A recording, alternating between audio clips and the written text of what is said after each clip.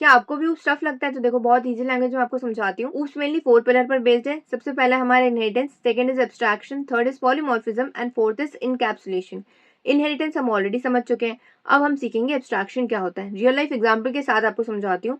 आपको कार खरीदनी है, एक शोरूम में गए कार खरीदने के लिए, आप यूजर हैं। अब मुझे बताइए क्या यूजर को मतलब है इन सारी चीजों से कि कार में कितनी मशीन्स हैं, कितने हार्डवेयर हैं, कौन सा हार्डवेयर कौन से वायर से कनेक्टेड है, क्या आपको इन सारी चीजों से कोई मतलब है? नहीं है। तो ये डाटा क्या हो गया आपके लिए? कॉम्प्लेक्स हो गया, कंफ्यूजिंग हो गया और अननेसेसरी भी हो गया। हाँ, ये डाटा नेसेसरी है, इंपॉर्टेंट है कंपनी के लिए, उस कार के लिए भी चलने के लिए, बट आपके लिए डाटा कॉम्प्लेक्स हो गया।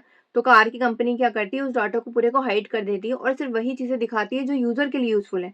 सिमिलरली हमारे कोड में होता है। अगर आप कोई ऐसा कोड बना रहे हो और ऐसा पार्ट लिख रहे हो कोड में जो यूजर के लिए कॉम्प्लेक्स हो सकता है, उस वाले पार्ट को एब्स्ट्रैक्ट बना दो, मतलब उस मेथड को एब्स्ट्रैक्ट बना दो। वो पार्ट कोड में रहेगा बट सिर्फ हाइड रहेगा, दिखेगा नहीं। वही मैंने यहाँ पर लिखा है, show only essential features and hide complex data. अब सबसे पहले हम इंपोर्ट कर लेते हैं एब्स्ट्रैक्ट मेथड को।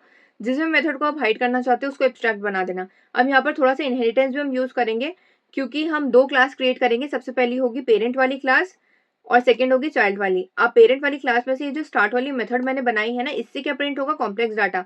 बट इसको मैंने यहाँ पर एब्स्ट्रैक्ट मेथड बना दिया, मतलब ये हाइड हो गया है। कोड में है ये बट ये शो नहीं करेगा, टर्मिनल पर हाइड हो जाएगा।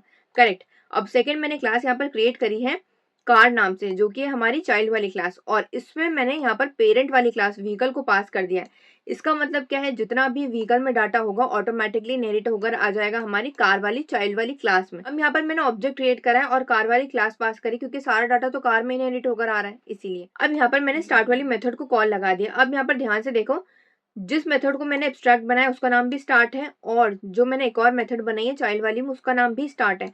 तो आंसर तो आना चाहिए, कॉम्प्लेक्स डाटा भी प्रिंट होकर बताना चाहिए और कार स्टार्टेड भी प्रिंट होकर बताना चाहिए। बट कॉम्प्लेक्स डाटा वाले को हमने एब्स्ट्रैक्ट मेथड बना दिया है, तो वो तो हाइड हो जाएगा। तो प्रिंट होकर क्या बताएगा टर्मिनल पर? सिर्फ कार स्टार्टेड प्रिंट होकर बताएगा। ये बिल्कुल सही आंसर आ रहा है।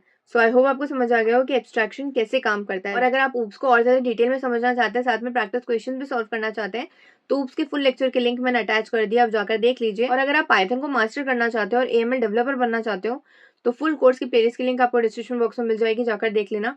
पूरी प्लेलिस्ट सीरियल वाइज फॉलो करना, हर एक लेक्चर में आपको प्रोजेक्ट्स भी मिल जाएंगे, साथ में प्रैक्टिस क्वेश्चन भी मिल जाएंगे सॉल्व करने के लिए।